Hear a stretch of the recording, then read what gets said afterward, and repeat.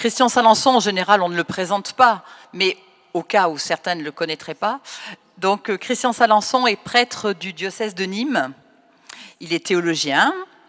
Il a enseigné diverses choses, les sacrements, le dialogue interreligieux, et il est aujourd'hui spécialiste de Christian de Chergé. Donc, il a publié plusieurs livres, dont la théologie de l'espérance. Et il a publié en octobre, là, le dernier, qui est les retraites sur le Cantique des Cantiques de Christian de Chergé. Alors, il va prendre le temps de nous expliquer ce livre, et puis on va vous expliquer comment va se dérouler ce premier temps. Donc, comme l'a dit Éric Lorinet, à l'issue de la conférence, donc on va prendre 1 heure ensemble, puis on aura un temps d'échange. Un micro pourra circuler. Si vous voulez réagir, poser des questions à Christian, ce sera faisable. Puis vous pourrez, si vous n'avez pas encore le livre, l'acheter, puisque Emmanuel de la Procure est à l'entrée.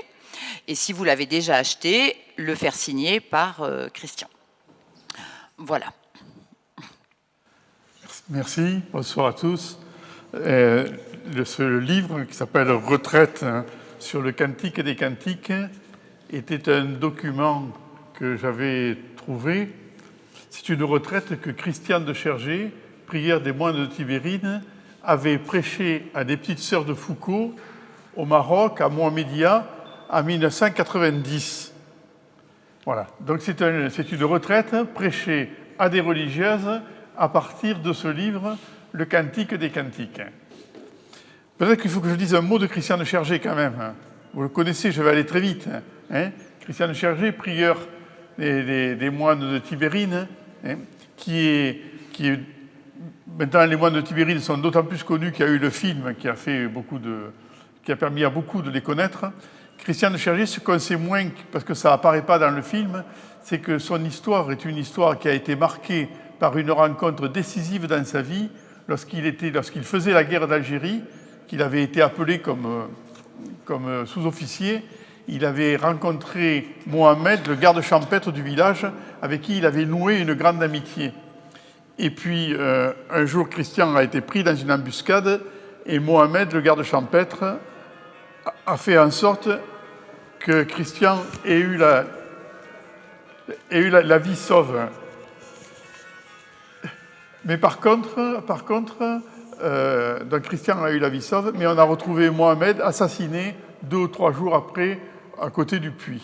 Et ça a été pour Christian de Chergé le commencement d'un long chemin qu'il a tourné vers les musulmans, vers l'islam et vers la prière. Il avait déjà la vocation de devenir prêtre, mais là, il avait décidé de devenir moine en Algérie, priant parmi d'autres priants.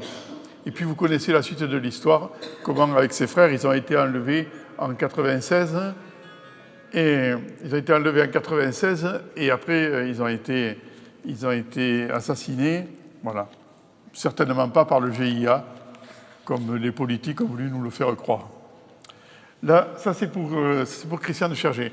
Le Cantique des Cantiques, je ne sais pas si vous avez lu le Cantique des Cantiques. C'est un texte merveilleux. C'est un texte merveilleux. C'est un texte donc de l'Ancien Testament qui a été écrit au IVe siècle avant Jésus-Christ. Et ce texte, dans l'histoire de la tradition juive comme de la tradition chrétienne, c'est le texte qui a été le plus commenté de toute la Bible. Le Cantique des Cantiques a été plus commenté que les évangiles. Voilà. Or, c'est un texte qui est absolument étonnant parce que c'est un poème d'amour entre un homme et une femme, comme le disait Éric. C'est un poème d'amour très, très érotique d'ailleurs. Certains passages sont très, très érotiques. Voilà. Et alors la tradition a voulu voir dans ce poème d'amour l'image de l'alliance de Dieu avec son peuple. D'autres ont dit non, pas du tout, c'est tout simplement l'histoire d'un amour entre un homme et une femme. Et je ne pense pas qu'on puisse les opposer. Il me semble que ça veut dire simplement que l'histoire d'amour entre un homme et une femme, c'est l'endroit même où se joue la relation à Dieu pour ceux qui vivent cet état de vie. Il me semble comprendre ça. Voilà. Donc plutôt que d'opposer ou de faire de simples images, je crois qu'il vaut mieux y lire carrément l'aventure spirituelle qu'il y a lorsqu'un homme et une femme s'aiment se rencontrent et se le disent. Voilà. Alors, Christian de Chergé n'a pas commenté tout le cantique des cantiques que vous entendrez par la suite dans la deuxième partie de la soirée. Il a retenu uniquement ce qu'il appelle les cris de l'épouse. Les cris de l'épouse. C'est-à-dire que dans le cantique, de temps en temps, l'épouse a des cris. Voilà, des cris. Bon, voilà, il fallait être gonflé de prêcher une retraite là-dessus à des petites sœurs de Jésus, quoi. Parce que le premier cri, c'est quand même « baise-moi ». Baise-moi d'un baiser de ta bouche, enfin, c'est pas neutre. Hein. Alors, baise-moi, entraîne-moi, viens, reviens, enfin, etc. Il y a 7 cris de l'épouse, et 7 cris de l'épouse que Christian va commenter pendant cette retraite. Alors, ce soir, nous ne ferons pas les 7, bien sûr. Nous avons retenu, avec Anne Noël, 3 cris de l'épouse, 3 séquences, donc on va avoir. Première séquence, c'est « baise-moi d'un baiser de ta bouche ». C'est le premier verset du cantique des cantiques. Et voilà, je laisse la parole à Anne Noël pour qu'elle nous dise ce que Christian de Chergé, quelques paragraphes que Christian de Chergé a écrit sur ce premier cri « Baise-moi d'un baiser de ta bouche ». Ce qu'on peut dire encore dans le déroulement de la soirée, c'est que donc Christian fera des commentaires, et puis Dominique Joubert à l'orgue, qui est au-dessus là, fera une petite respiration musicale entre les divers entretiens. Qu'il me baise d'un baiser de sa bouche. Cela commence, et c'est la seule chose que je voudrais d'abord commenter avec vous maintenant. Ça commence par qu'il me baise d'un baiser de sa bouche. Alors, nous voilà en plein dépaysement. Et c'est peut-être de cela que nous avons peur. Comment allons-nous nous en sortir de ce chant qui nous paraît surtout célébrer l'amour humain? Peut-être faudrait-il, avec Bergson, se rappeler que l'amour humain a plagié l'amour divin, l'amour mystique. L'amour divin est antérieur à l'amour humain. Saint Bernard dit qu'il me baise d'un baiser de sa bouche. Cela commence tout de même de façon un peu abrupte. Dis-nous, je t'en supplie, par qui, pour qui, à quel propos il est dit qu'il me baise d'un baiser de sa bouche? Pourquoi cette entrée en matière si soudaine, comme si l'on commençait en plein milieu d'un discours? Qui est ce « il » ? En arabe, c'est l'absent, celui qui n'est pas là. Et de fait, dans le Cantique des Cantiques, Dieu est absent, en ce sens qu'il n'est jamais nommé. Voilà un livre révélé où Dieu n'est jamais nommé. Sa bouche, là, ça devient intéressant. Origène commente. Jusque à quand mon bien-aimé m'enverra-t-il ses baisers par Moïse? M'enverra-t-il ses baisers par ses prophètes? Ce sont les lèvres mêmes de mon bien-aimé que je désire joindre, qu'il vienne lui-même, qu'il descende lui-même. Cela nous aide à prendre conscience, au début d'une retraite, que nous avons beaucoup d'intermédiaires pour aller à Dieu. Et ces intermédiaires ne sont pas tous très purs ni très transparents. Ils sont plus ou moins opaques, comme nous-mêmes, les livres et autre chose. C'est souvent légitime, c'est parfois nécessaire, mais c'est aussi embarrassant, encombrant. Et le risque, c'est qu'ils prennent sa place. C'est qu'on s'arrête à l'intermédiaire, comme si l'on attendait l'eau d'un tuyau et non pas de la source. Il faut donc aller à lui directement. Il s'agit de sa parole, de sa présence. Qu'il me baise. Qui est ce moi? Pourrons-nous dire vraiment qu'il s'agit de moi? Avons-nous vraiment envie d'être ce moi? Le cantique, c'est un tout petit livret, mais pour le plus grand amour. Ce tout petit livret suffit à nous dire que Dieu n'est pas un livre. Dieu, c'est un amour. Et un amour qui a besoin de quelqu'un pour recevoir ce baiser d'amour. Alors on peut se dire que le premier moi dont il s'agit, le premier jeu qui fait que l'amour de Dieu est réussi, le premier témoin, c'est le Fils. On pourrait mettre ce premier verset du cantique dans la bouche du Fils, qu'il me baise. Et le baiser, tous les pères vous diront que c'est l'Esprit Saint, le souffle dans lequel moi, j'ai été créé. Si bien que ce premier verset nous invite à nous situer à notre place, qui est d'être et de devenir fils dans le Fils. Il me semble que ce premier verset commence bien une retraite qui consiste à nous mettre à notre place. Il me semble que Jean-Paul II ne croyait pas aussi bien dire lorsqu'il s'adressait le 31 mai 1980 aux religieuses de France en leur disant « Votre itinéraire personnel doit être comme une réédition originale du célèbre poème du Cantique des Cantiques. »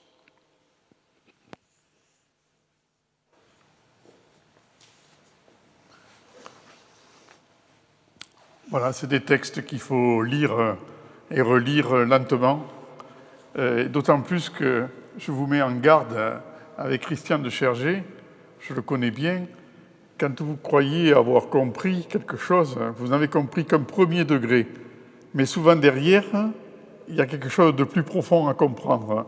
C'est une pensée un peu à tiroir. Voilà. Alors, trois ou quatre remarques sur ce texte que nous venons d'entendre.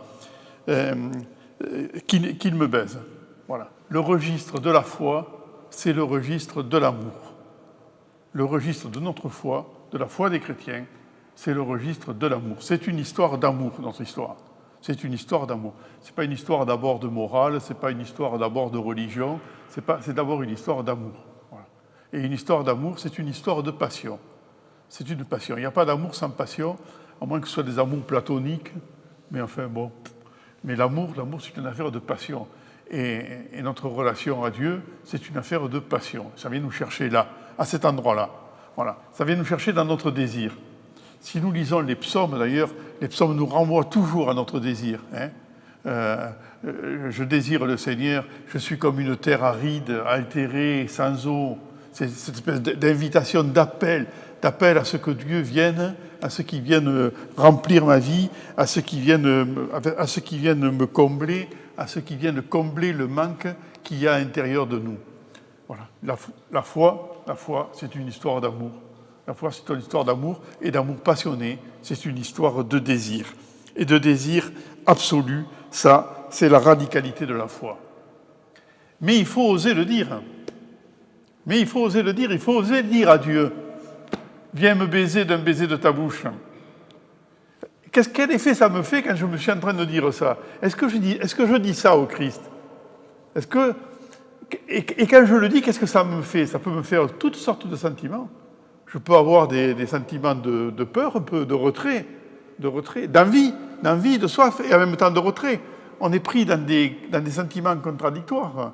Voilà. Mais en tout cas, c'est une affaire de passion. Et pour tout vous dire, je trouve que notre foi, elle est beaucoup trop raisonnable. La deuxième remarque que je voudrais faire, c'est sur le « il » que dit Christian. Il dit qu'il me baise. Qui est ce « il » ? Alors, n'allons pas trop vite dire Dieu. C'est lui, d'accord. Mais le Christ, d'accord. Mais ne le disons pas trop vite. J'aime bien la remarque que fait Christian dans son commentaire. Il dit, en arabe, il, c'est l'absent. Je ne sais pas quelle est votre expérience de foi, mais je connais un peu la mienne. Et la mienne, je sais qu'elle passe souvent par l'expérience de l'absence. Parfois, j'aimerais bien que il soit là. Et il, je ne le ressens pas. Il est absent. Et je le ressens comme l'absent. Et je le ressens en creux plutôt qu'en positif. Je le ressens plus dans l'absence parfois que dans la présence. Alors je sais bien, même quand je le ressens dans l'absence, je sais qu'au fond de l'absence, il y a une présence sourde. Quand on aime quelqu'un, même s'il n'est pas là, d'une certaine manière, il est toujours là. Quand on aime le Christ, même si on ne fait pas l'expérience vive de sa présence, au creux de cette absence-là, on sait aussi qu'il est là. C'est une absence un peu cachée et un peu sourde. Pour tout vous dire, je préférerais parfois que ce soit une présence un petit peu plus vive. Qu'il me baise d'un baiser de sa bouche. Ne disons pas trop vite Dieu. Ne disons pas trop vite Dieu, car il y a les intermédiaires, il y a la bouche, comme dit Christian. Qu'il me baise d'un baiser de sa bouche. Qu'est-ce que c'est la bouche? La bouche, c'est les intermédiaires par lesquels Dieu vient vers nous. J'allais dire par lesquels nous allons vers Dieu. Mais ça, ce n'est pas tellement intéressant d'aller vers Dieu. Ce qui est beaucoup plus intéressant, c'est que ce soit Dieu qui vienne vers nous, qu'il me baise d'un baiser de sa bouche. Et Dieu vient vers nous à travers des médiations, à travers des intermédiaires. Et évidemment, de manière privilégiée, à travers ceux qui nous aiment. À travers, pas uniquement, mais à travers ceux qui nous aiment, qui sont le signe de sa présence. On dit même le sacrement, je crois, en théologie, le sacrement de sa présence dans la vie conjugale, dans la vie amicale aussi. Faites attention de ne pas réduire non plus tout ça au couple dûment marié. Voilà, Dieu vient à travers l'amour que d'autres nous portent, qu'il me baise d'un baiser de sa bouche, à travers tous ces intermédiaires. Alors évidemment, et Christian le rappelle, il ne faut pas prendre le tuyau pour la source. Les intermédiaires, c'est le tuyau. C'est une image qu'il emprunte à Saint-Bernard. Souvent, Saint-Bernard parle du tuyau et de la source. Les intermédiaires, c'est par là que ça nous arrive. L'amour de Dieu, il nous arrive par notre conjoint, par nos amis, par nos enfants, par plein de gens. Ça, c'est le tuyau. Ce n'est pas la source. Notre conjoint n'est pas la source. Il n'est pas Dieu. Ça, on le sait assez vite d'habitude. Mais enfin, bon, il n'est pas Dieu, il n'est pas la source.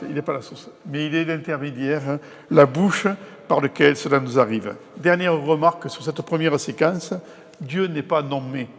Dans le Cantique des Cantiques, Dieu n'est pas nommé. Écoutez, franchement, c'est un peu fort. Un livre biblique dans lequel Dieu n'est pas nommé. C'est quand même... Et ils ont eu le courage de le garder comme un livre biblique. Remarquez, un livre biblique qui est un poème d'amour comme ça serait aujourd'hui, je pense qu'on n'aurait pas le courage de le garder comme un livre biblique. Pour tout vous dire, on est trop pudique. Mais ils l'ont gardé comme un livre biblique, et Dieu n'est pas nommé. Et pourtant, il est tout le temps là. Ce qui veut dire que nous n'avons pas toujours besoin de nommer Dieu pour qu'il soit là. Ce n'est pas parce que nous le nommons qu'il est là, et ce n'est pas parce que nous ne le nommons pas qu'il n'est pas là. Il ne se laisse pas identifier à la nomination que nous en faisons. C'est vrai pour nous, c'est vrai pour les autres, qui parfois ne nomment pas Dieu, mais qui en vivent beaucoup. Dieu n'est jamais nommé, mais il peut être là sans être nommé. C'est une belle parole d'espérance. Enfin, dernière remarque, le Cantique des Cantiques, ce n'est pas un livre qu'on lit, c'est un livre qu'on écrit. Et on l'écrit avec son cœur, avec l'amour, avec l'encre du Saint-Esprit, et on l'écrit avec les autres, car c'est un poème d'amour.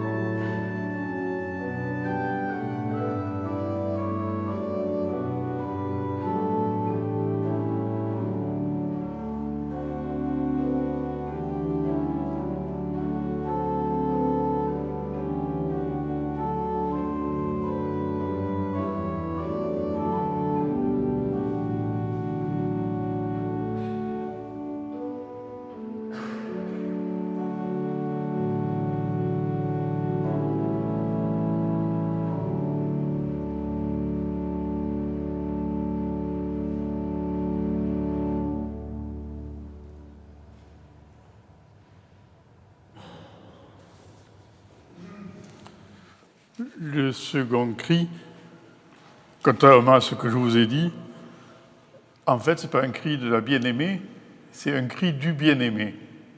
C'est une exception dans les 7 entretiens. C'est le cri du bien-aimé dans lequel le bien-aimé dit « Lève-toi, viens-t'en ». En introduction, je vous lis juste le petit passage du Cantique des Cantiques. « J'entends mon bien-aimé, voici qu'il arrive, sautillant sur les montagnes, bondissant sur les collines. Mon bien-aimé est semblable à une gazelle, à un jeune faon.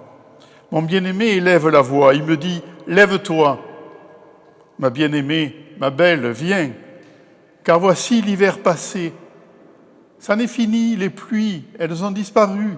Sur notre terre, les fleurs se montrent, la saison vient des gais refrains. Le roucoulement de la tourterelle se fait entendre. Sur notre terre, le figuier forme ses premiers fruits et les vignes en fleurs exhalent leur parfum. Lève-toi, ma bien-aimée, ma belle, viens. Ma colombe, cachée au creux des rochers, en des retraites escarpées, montre-moi ton visage. Fais-moi entendre ta voix, car ta voix est douce et charmant ton visage.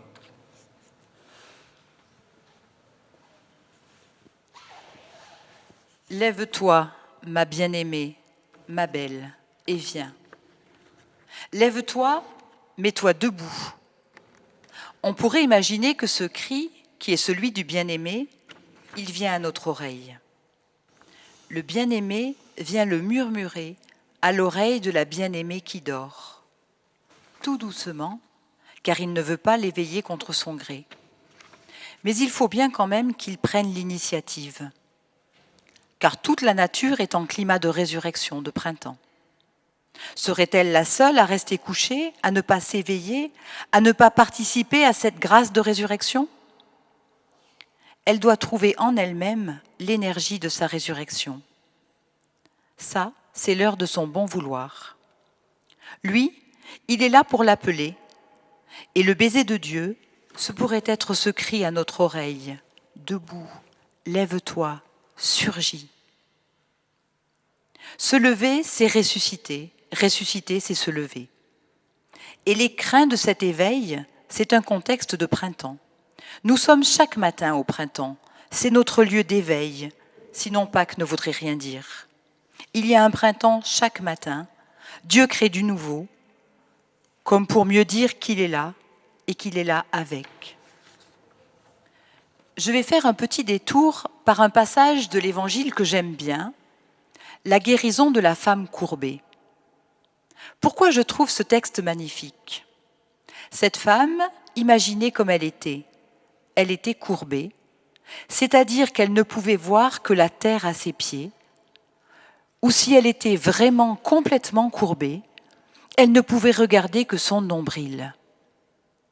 Finalement, c'est souvent ce qui nous arrive, nous ne voyons que cela. Et nous nous contemplons nous-mêmes, parfois depuis bien plus de 18 ans. Parfois sans avoir besoin de guérison et sans nous rendre compte que c'est le triomphe de Satan, cette histoire-là. Car l'autocontemplation, c'est le triomphe de Satan, c'est son œuvre à lui. Il n'a aucune envie d'être contemplé pour lui-même, Satan. Il veut simplement qu'on fasse comme lui. Et la meilleure façon, c'est de se regarder le nombril, de telle manière que nous oublions notre vocation première, qui est de regarder du côté de l'autre. Dieu recrée cette femme. Jésus recrée cette femme en la remettant droite, si bien que non seulement elle va pouvoir le voir, mais elle va pouvoir se voir en lui, se recevoir de lui. Car lui, il va pouvoir dire, comme le bien-aimé du cantique, « Montre-moi ton visage, fais-moi entendre ta voix, car ta voix est douce et ton visage charmant. » Le bien-aimé qui voit que sa bien-aimée dort, il ne se contente pas de voir les fleurs qui naissent sur la terre, ni d'entendre le roucoulement de la tourterelle. Il vient dire « Fais-moi voir ton visage, découvre-moi ton visage, fais-moi entendre ta voix. J'ai des oreilles pour ta voix, j'ai des yeux pour ton visage. » Imaginons Dieu, cet amant, qui vient, qui est contemplatif par essence.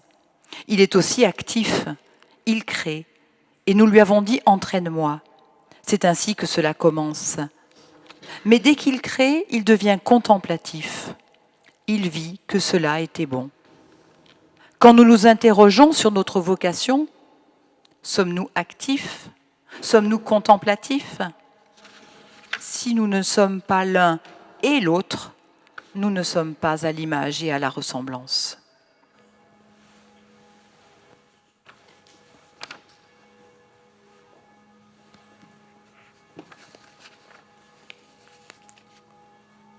Quelques remarques sur cet entretien. Éveille-toi d'abord, éveille-toi. Vous le remarquez, c'est dans le texte, c'est le bien-aimé qui dit à la bien-aimée « éveille-toi ». Et dans un passage du Cantique, d'ailleurs, les jeunes filles veulent aller la réveiller et le bien-aimé les empêche. Non, non. C'est le bien-aimé seul qui va éveiller sa bien-aimée. C'est lui seul qui vient nous réveiller. Et il vient nous réveiller comment?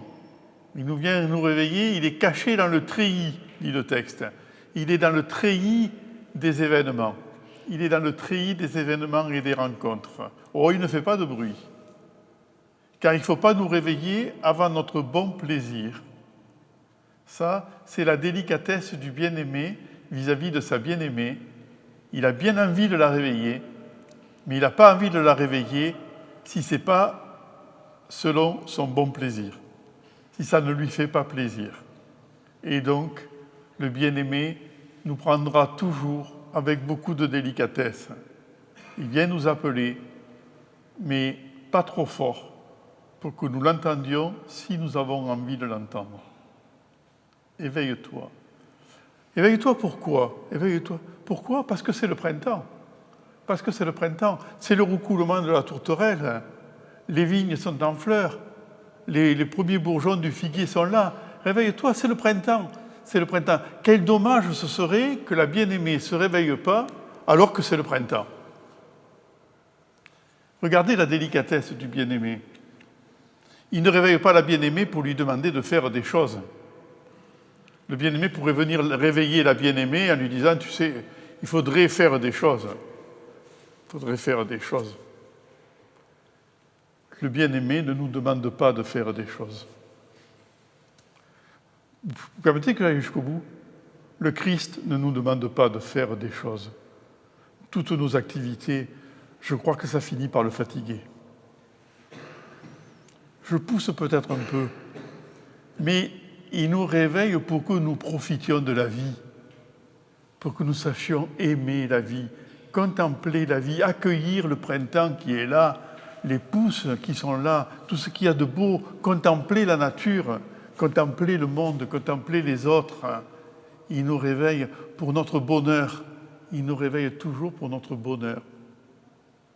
Et pas d'abord pour faire des choses. Éveille-toi, lève-toi, lève-toi, debout, debout, mets-toi debout, debout. Debout, vous le savez, debout, c'est la posture du chrétien, debout. Les chrétiens sont debout, normalement. Enfin, ils essayent d'être debout, debout. Ils ne sont pas debout, d'ailleurs. Un chrétien, c'est quelqu'un qui a été remis debout. C'est-à-dire, anastasis, c'est quelqu'un qui a été remis debout de bas en haut, si on le traduisait littéralement. C'est-à-dire qui a été ressuscité. C'est la posture du chrétien, debout. Debout, lève-toi, debout, tiens-toi droit, debout. Le Christ est un homme debout, c'est un homme debout. Vous le voyez rarement à genoux, le Christ est un homme debout. Il est même mort debout d'ailleurs, il est debout sur la croix. Et Marie, elle n'est pas à genoux, les mains jointes au pied de la croix. Non, elle est debout, debout, l'espérance. C'est pas facile de rester toujours debout, se tenir debout, droit, debout. C'est la posture du chrétien. La mère se tenait debout, dit le texte, Stabat Mater. La mère se tenait debout. Posture d'espérance. Posture qu'on nous fait prendre, que la liturgie nous fait prendre lorsque nous avançons pour communier.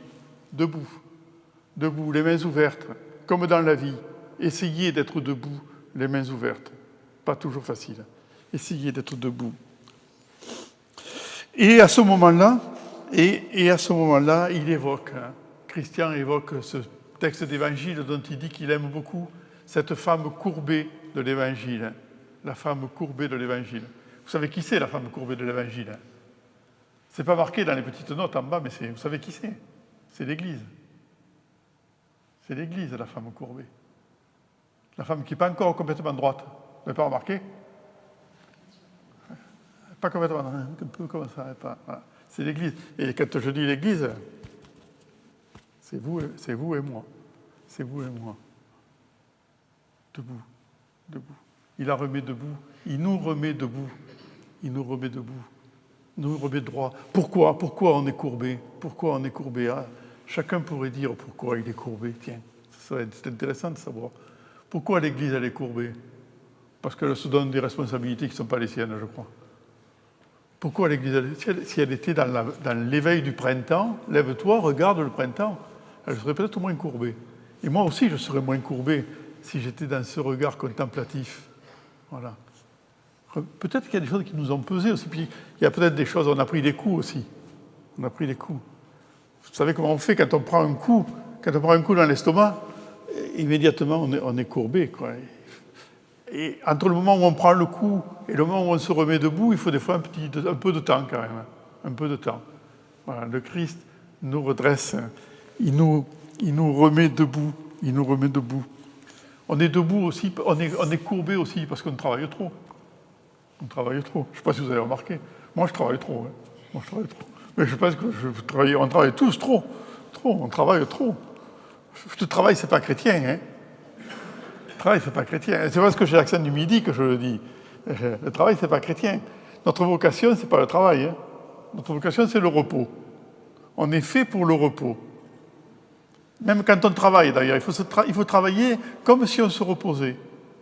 On est fait pour le repos éternel. Dieu, la grande menace de Dieu, c'est « tu ne pourras pas faire la sieste ».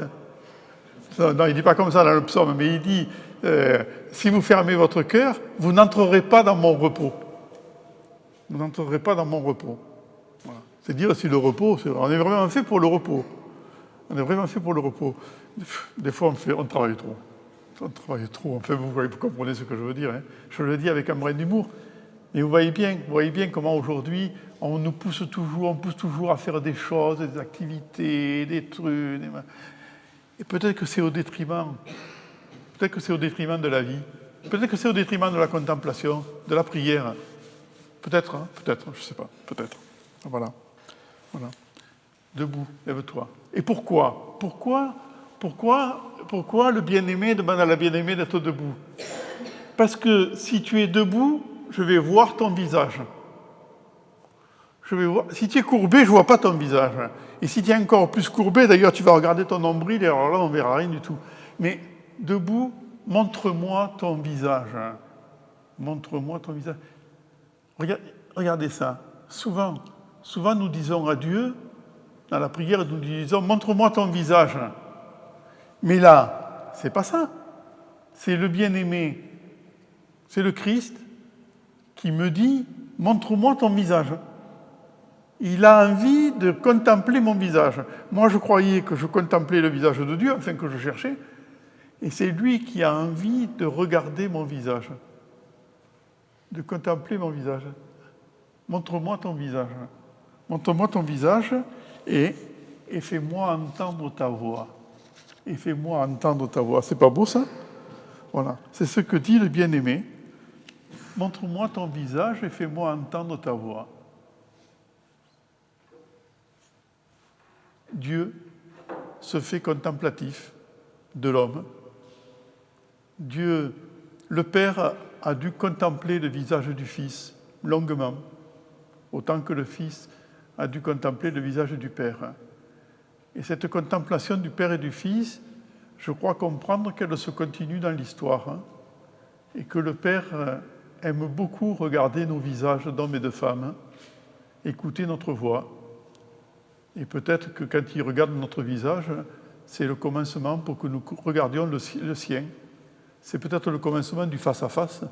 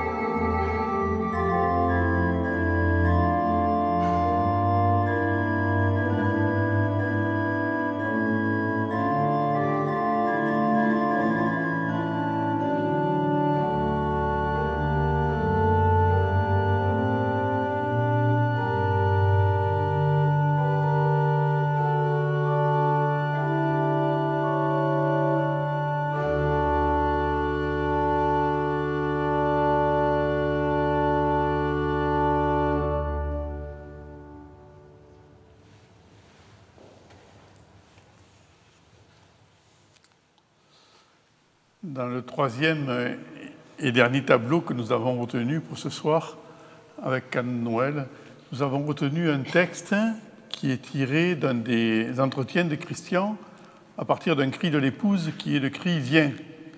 Et à l'intérieur, il a un très beau texte sur la visitation. C'est peut-être un texte que vous connaissez déjà, car il a déjà été publié dans un livre qui s'appelle « Le Verbe s'est fait frère » et il a été magnifiquement commenté par Anne-Noël. Par Bénédicte, oui, par Bénédicte. C'est un texte que vous connaissez peut-être, qui est un texte très très beau. Mais on peut toujours le réécouter, c'est sur la visitation. Profitez de cette fête de la Vierge pour revenir sur le mystère de la visitation. Il est tout à fait évident que ce mystère de la visitation, nous devons le privilégier dans l'Église qui est nôtre. J'imagine assez bien que nous sommes dans cette situation de Marie qui va voir sa cousine Élisabeth et qui porte en elle un secret vivant, qui est encore celui que nous pouvons porter nous-mêmes, une bonne nouvelle vivante. Elle l'a reçue d'un ange. C'est son secret et c'est aussi le secret de Dieu. Et elle ne doit pas savoir comment s'y prendre pour livrer ce secret. Va-t-elle dire quelque chose à Élisabeth ? Peut-elle le dire ? Comment le dire ? Comment s'y prendre ? Faut-il le cacher ? Et pourtant, tout en elle déborde. Mais elle ne sait pas. D'abord, c'est le secret de Dieu. Et puis, il se passe quelque chose de semblable dans le sein d'Élisabeth. Elle aussi porte un enfant. Et ce que Marie ne sait pas trop, c'est le lien, le rapport entre cet enfant qu'elle porte et l'enfant qu'Élisabeth porte. Et ça lui serait plus facile de s'exprimer si elle savait ce lien. Mais sur ce point précis, elle n'a pas eu de révélation sur la dépendance mutuelle entre les deux enfants. Elle sait simplement qu'il y a un lien, puisque c'est le signe qui lui a été donné, sa cousine Élisabeth. Et il en est ainsi de notre Église, qui porte en elle une bonne nouvelle. Et notre Église, c'est chacun de nous. Et nous sommes venus un peu comme Marie, d'abord pour rendre service. Finalement, c'est sa première ambition. Mais aussi en portant cette bonne nouvelle. Comment nous allons nous y prendre pour la dire ? Et nous savons que ceux que nous sommes venus rencontrer, ils sont un peu comme Élisabeth. Ils sont porteurs d'un message qui vient de Dieu. Et notre Église ne nous dit pas et ne sait pas quel est le lien exact entre la bonne nouvelle que nous portons et ce message qui fait vivre l'autre. Finalement, mon Église ne me dit pas quel est le lien entre le Christ et l'islam. Et je vais vers les musulmans sans savoir quel est ce lien. Et voici que quand Marie arrive, c'est Élisabeth qui parle la première. Pas tout à fait exact, car Marie a dit « Assalamu alaikum ». Et ça, c'est une chose que nous pouvons faire. On peut dire la paix soit avec vous. Et cette simple salutation a fait vibrer quelque chose, quelqu'un en Élisabeth. Et dans sa vibration, quelque chose s'est dit, qui était la bonne nouvelle, pas toute la bonne nouvelle, mais ce qu'on pouvait en percevoir dans le moment. D'où me vient-il que l'enfant qui est en moi a tressailli ? Et vraisemblablement, l'enfant qui était en Marie a tressailli le premier. En fait, c'est entre les enfants que ça s'est passé, cette affaire-là. Et Élisabeth a libéré le Magnificat de Marie. Et finalement, si nous sommes attentifs et si nous nous situons à ce niveau-là, notre rencontre avec l'autre, dans une attention et une volonté de le rejoindre, et aussi dans un besoin de ce qu'il est et de ce qu'il a à nous dire, vraisemblablement, il va nous dire quelque chose qui va rejoindre ce que nous portons, montrant qu'il est de connivence, et nous permettant d'élargir notre Eucharistie. Car finalement, Le Magnificat qu'il nous est donné de chanter, c'est l'Eucharistie. La première Eucharistie de l'Église, c'était le Magnificat de Marie. Ce qui veut dire le besoin où nous sommes de l'autre pour faire Eucharistie, pour vous et pour la multitude.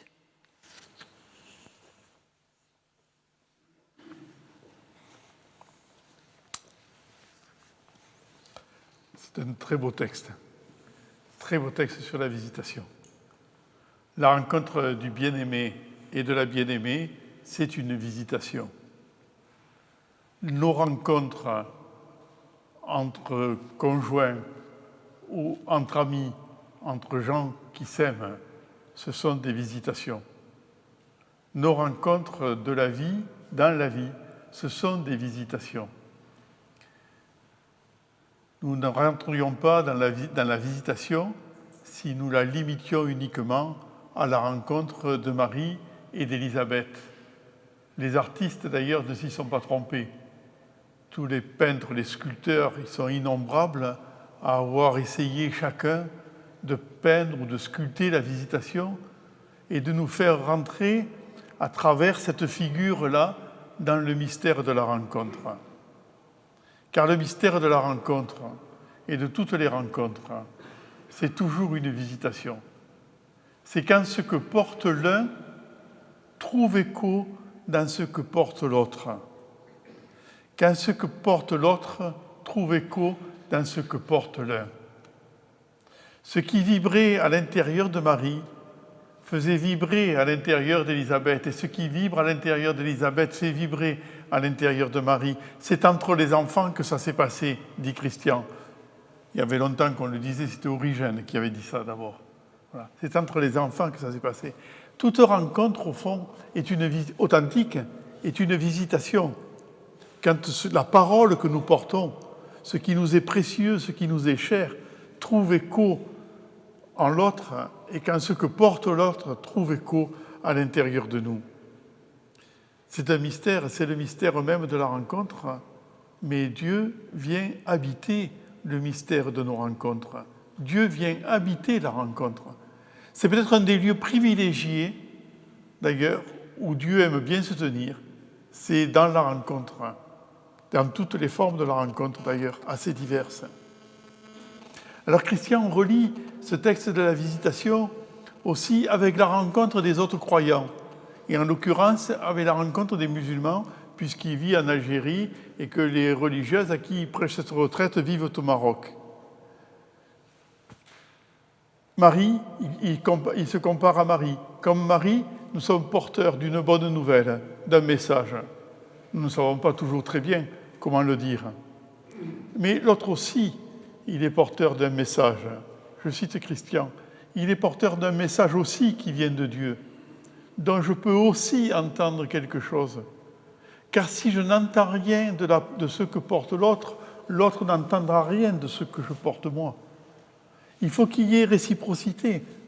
Peut-être que la mission, au fond, elle n'est pas apportée aux autres. La mission, elle est peut-être toujours réciprocité. Et peut-être que la figure la plus belle de la mission que nous pourrions avoir, c'est peut-être tout simplement la figure de la visitation, où Marie révèle à Élisabeth ce qu'elle porte et où Élisabeth révèle à Marie ce qu'elle porte. C'est peut-être ça. C'est peut-être ça la visitation, c'est peut-être ça le mystère de la mission. Alors là, nous comprenons des choses aussi.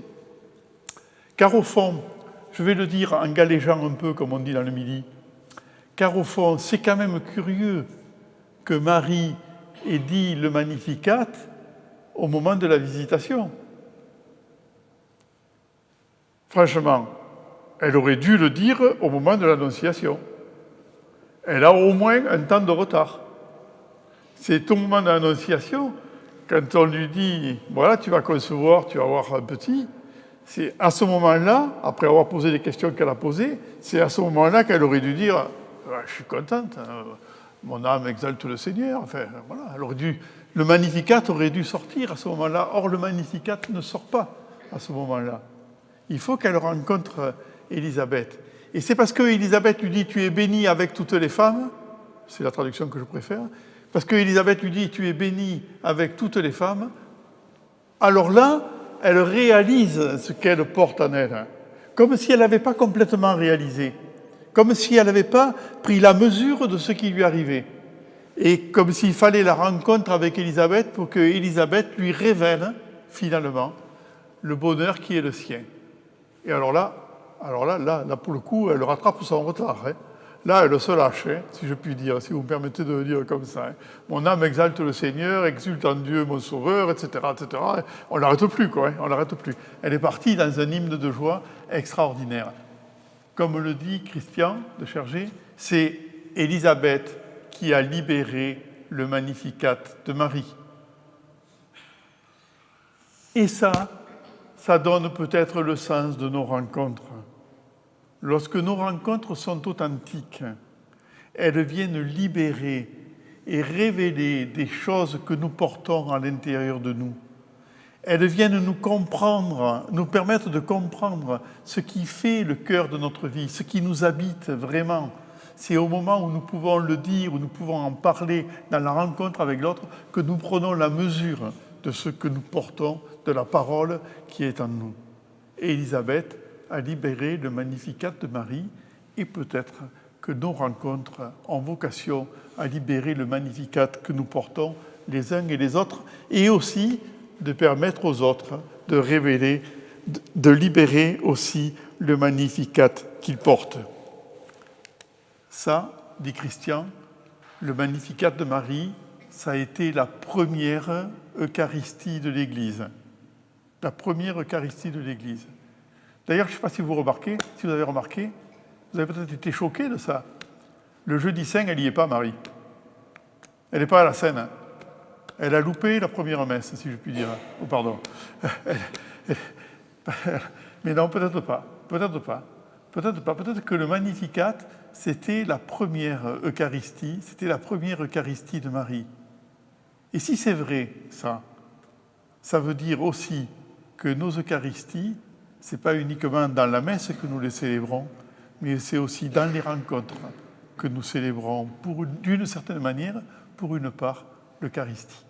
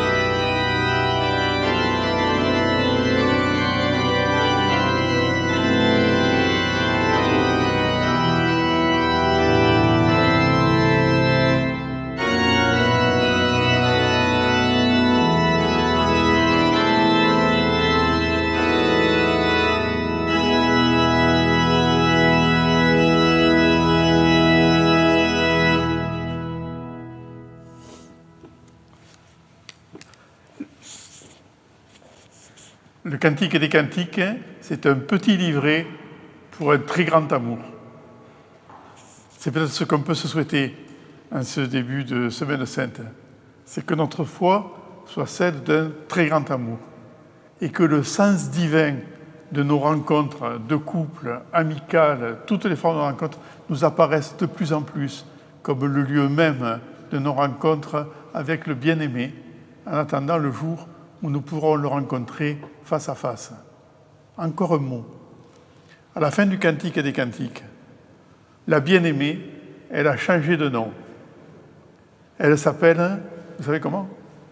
Elle s'appelle la Sulamite. Et vous savez ce que ça veut dire, la Sulamite? Ça vient de Shalom. C'est celle qui a enfin trouvé la paix. Est-ce qu'on peut se souhaiter quelque chose de plus beau que d'être des hommes et des femmes qui enfin trouvent la paix?